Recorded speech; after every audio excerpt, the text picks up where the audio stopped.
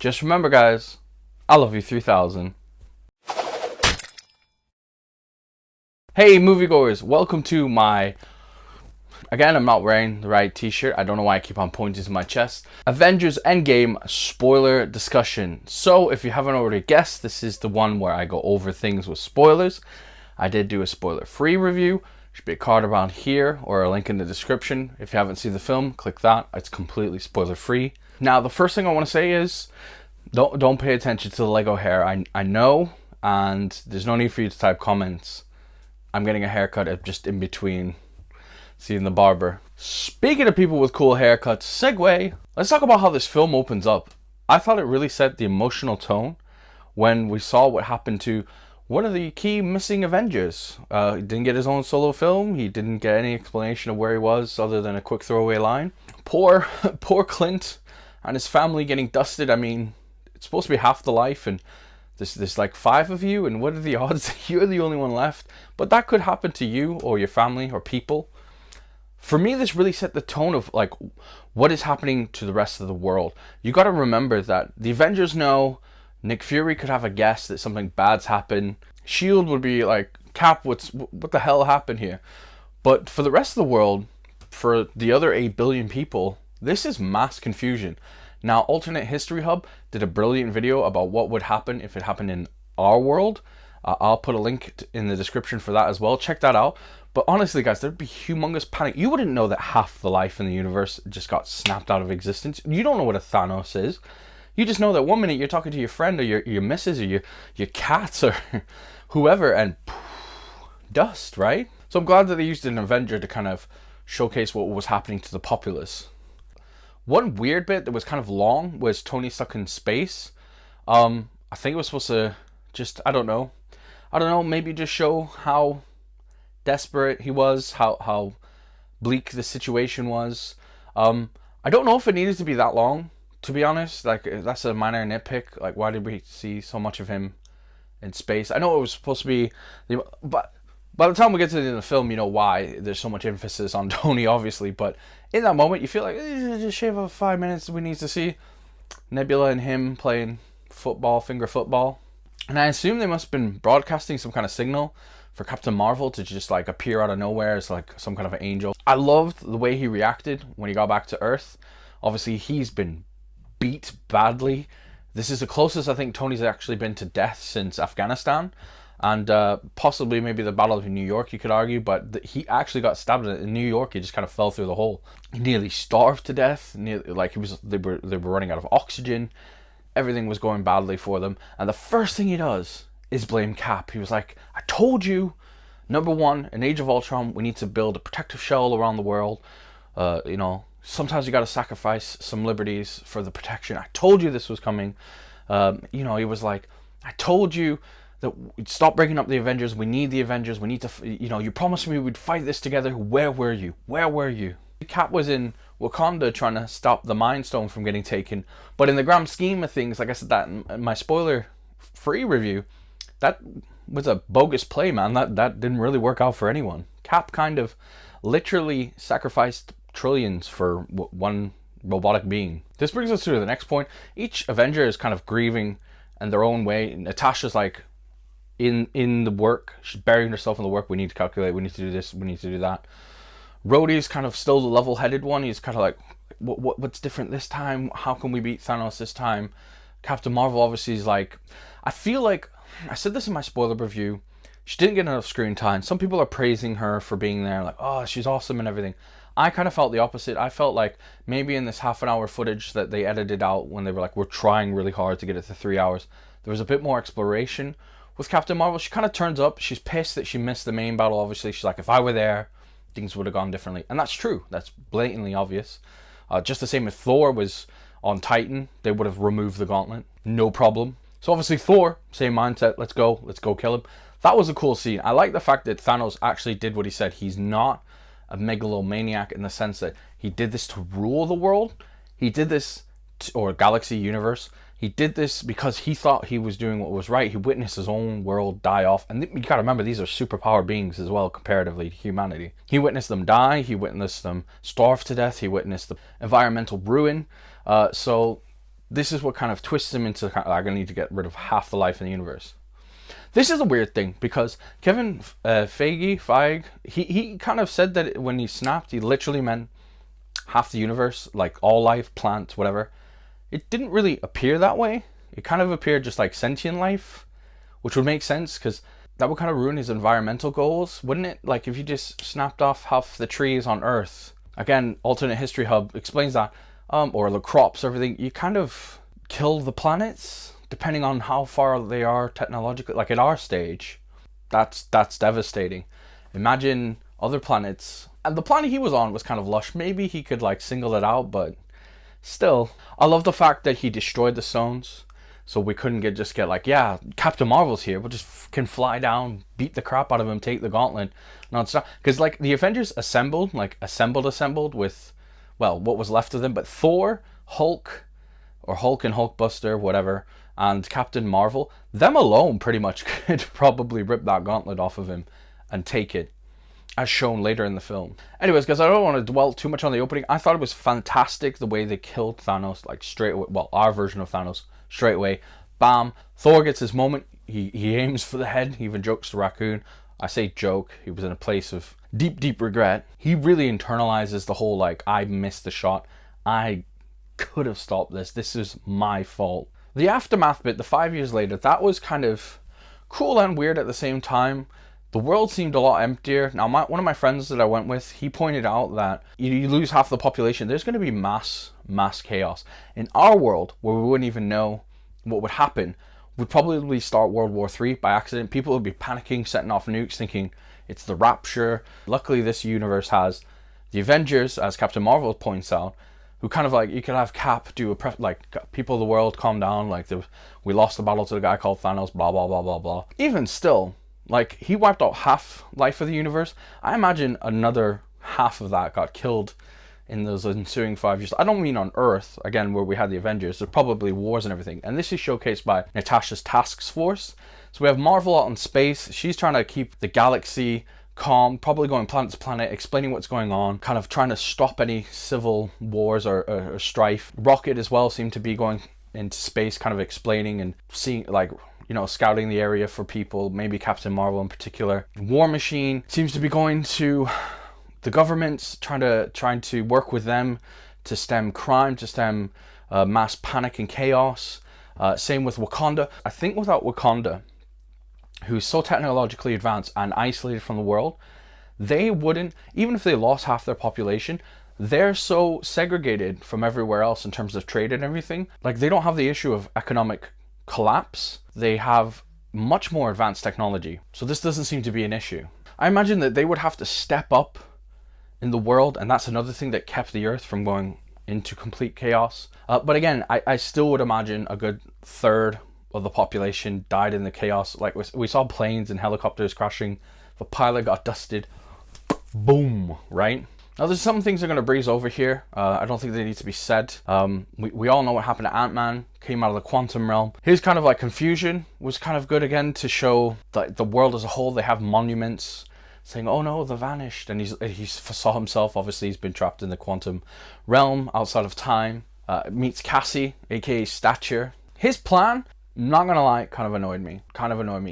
Anytime you introduce time travel, no matter how well you do it, you open up Pandora's box.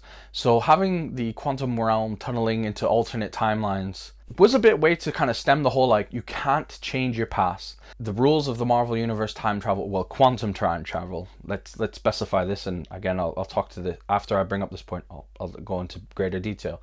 So time travel in the Marvel Universe with the quantum technology is that you tunnel into the quantum realm and you come out at another point in time. This creates or splinters off another timeline. Now, this happens technically in the multiverse universe anytime you do anything. So, like, me raising this hand, there's an alternate universe where in this video, I raised my hand this way. I didn't wear this shirt. I wore my shirt that I wore in the spoiler-free review, etc., etc. And that splinters in more and more timelines. This is obviously a bit different in the fact that they go back to the past, and that's the divergent point, is them going to the past and causing the chaos there. It was a good way to kind of like make the snap permanent. I felt the Russo brothers did that twofold. Number one, kind of just gone back in time and like War Machine says, kill baby Thanos, or take the gauntlet from him right before he did it, or right after he did it, right? Like, go to they know where he is, go to that planet and just fucking, he's hurt. Get Thor to chop off his head there, or Captain Marvel to come with them. Could have gone back in time and just hidden all the stones, got the stones before him, and just be like, hey, you looking for these? Now, this sequence was really, really weird for me. And in hindsight, when you watch the entire film, it makes sense what they were doing here. This entire sequence is kind of a plot point. Also, very much a way to kind of homage the Marvel Universe. Because this is the end of the Infinity Saga and the end of an era. We're losing characters, everything. I really feel like this whole purpose was fan service, you know, America's ass, Hulk going down the stairs, Hail Hydra, all little like Easter eggs to comics, or just kind of like nice little touches to kind of like have a look back. Do you know what I mean? There's plenty points where they could have gone to and collected the stones. So sometimes things get in the way of plot logic. Why go to these? So really, really were multiple opportunities to go and find other timelines where they could have got all the stones kind of collected. Could have sent Thor to Titan. And again, there's like 4 of them right there. And the gauntlet. I mean, technically 5, right? Because Strange is there, just kind of show up in force. Again, the only really reason they lost is Peter Quill. So go try and travel to when he was Gamora. Thor's there, he goes, thank you, I'll take this. Strange, we need that time stone, we'll bring it back. Sorry, we gotta borrow it. Wakanda, Vision, Wanda, don't worry about it. Like, we're just gonna take this and we'll be back in a minute, okay?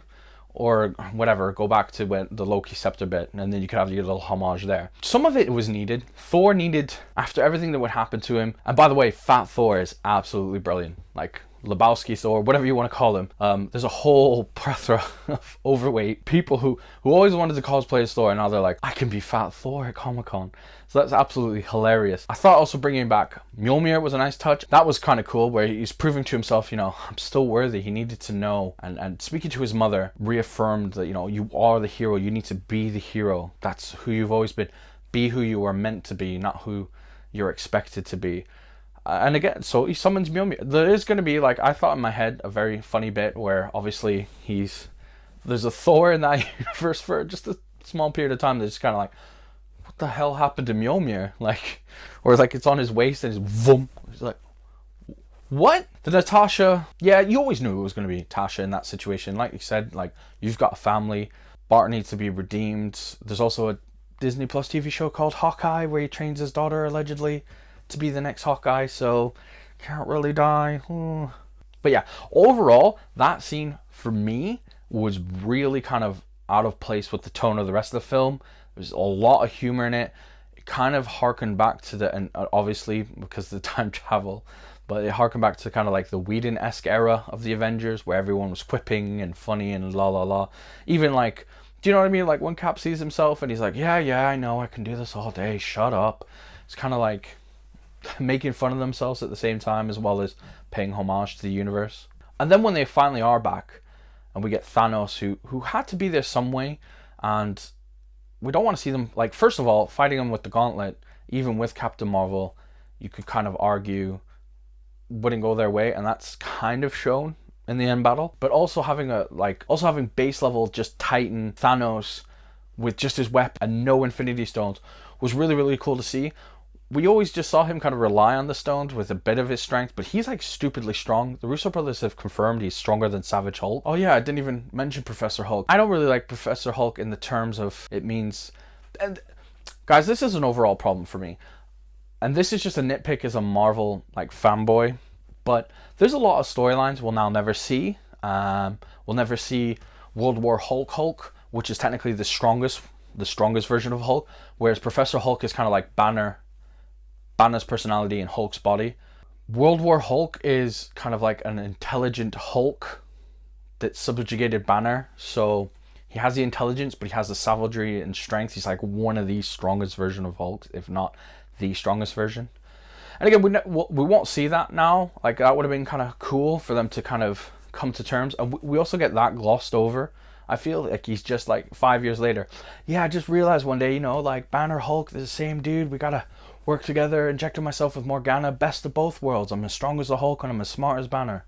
And he definitely seems more Banner than he does Hulk. So that end fight is amazing. Obviously, Cap wielding Mjolnir. It's one of the highlights. It does bring up a few points, and I'm going to do like a separate video on this. I want to do like a video of like top 5 heroes I feel that could have beat Thanos, base Thanos. Fat Thor was obviously put in there as as a plot reason as well. I feel like Prime Thor wielding Stormbreaker and Mjolnir would have given Thanos a run for his money. We know Stormbreaker can pierce and cut like butter Thanos' hide, which not even Stark's nanotech could do.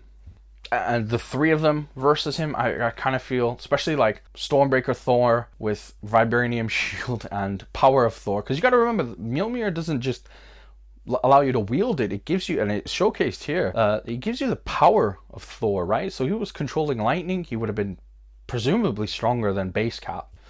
I really feel like Thanos got a power buff here, which is kind of funny when we do actually get the big war scene. And here's where the nitpicking begins. It's particular in the war scene. When Marvel shows up, if she destroys the ship and the Chitauri are there, did the Chitauri not just die? Like Avengers, right? So that's a good chunk of his army gone. Also, as powerful as she is, why didn't they ask her to go back in time with them? She encountered the Tesseract. They could have gone back to Captain Marvel's era. And I honestly thought that maybe that's where they were going to lead with, because when they lost the Tesseract, I was kind of like, oh no, we don't know any other timeline where we know where it is, or blah blah blah. And she would be like, hey, I came across the Tesseract. And that's the whole point. Like, her finding the Tesseract in Captain Marvel is really, really kind of pointless, right? Like, she got her powers from the Space Stone. Surely would have made more sense to get it from the Power Stone. And not only that, why did she need to find the Tesseract? Just because to say that she encountered an Infinity Stone, but for what purpose?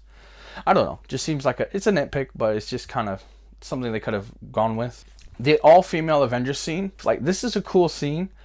It doesn't really make sense though, does it? And now, don't get me wrong here, okay? So I just want to clear the air.